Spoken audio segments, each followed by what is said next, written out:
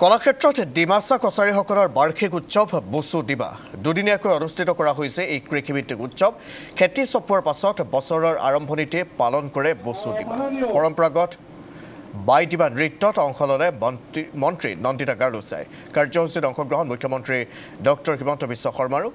নিজৰ ধৰ্ম সংস্কৃতি বজাই ৰাখিবলৈ আহ্বান মুখ্যমন্ত্ৰীগৰাকীৰ। ডিমাচা জনগোষ্ঠীৰ মাজত শিক্ষাৰ জাগৰণ হৈছে।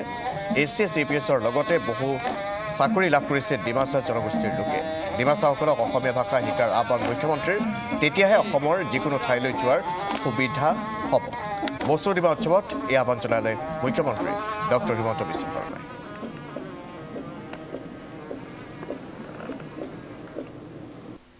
সমগ্ৰ ভাৰতৰ আমাৰ উপমহাদেশখন সামগ্ৰিক সাংস্কৃতিক সত্তাটো হৈছে কৃষি আৰু প্ৰকৃতি নিৰ্ভৰ।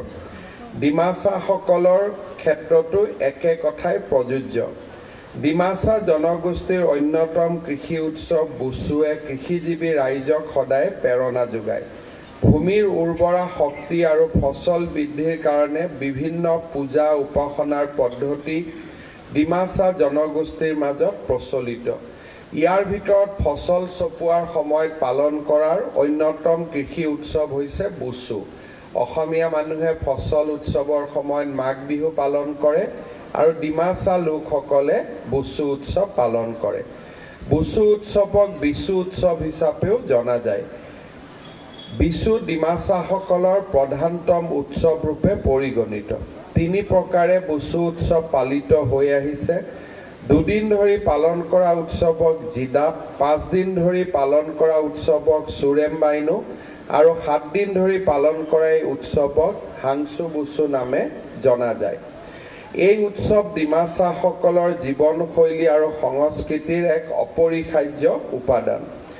ই ডিমাচা জনগোষ্ঠীৰ পৰম্পৰাগত খাদ্য আৰু সংস্কৃতি সংৰক্ষণৰ এক প্ৰয়াস। এই উৎসৱ পালনৰ জৰিয়তে জনগোষ্ঠীটোৱে বয়ন, খাদ্য, কৃষি আদি দিশ প্ৰতিফলিত হয়।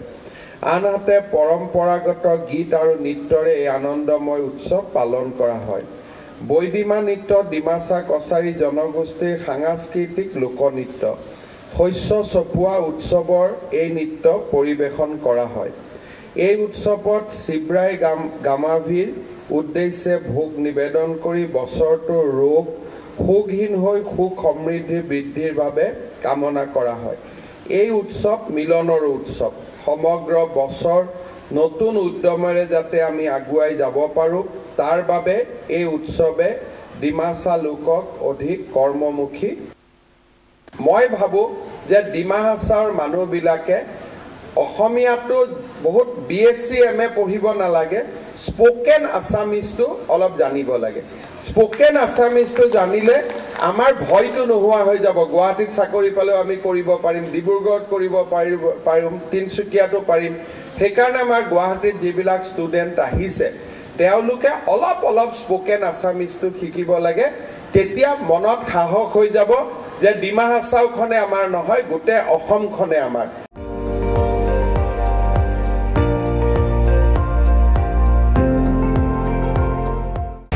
আপুনি চাই আছে ND24, সৰ্বশ্ৰেষ্ঠ নহয় সৰ্বোত্তমৰ দৌৰ।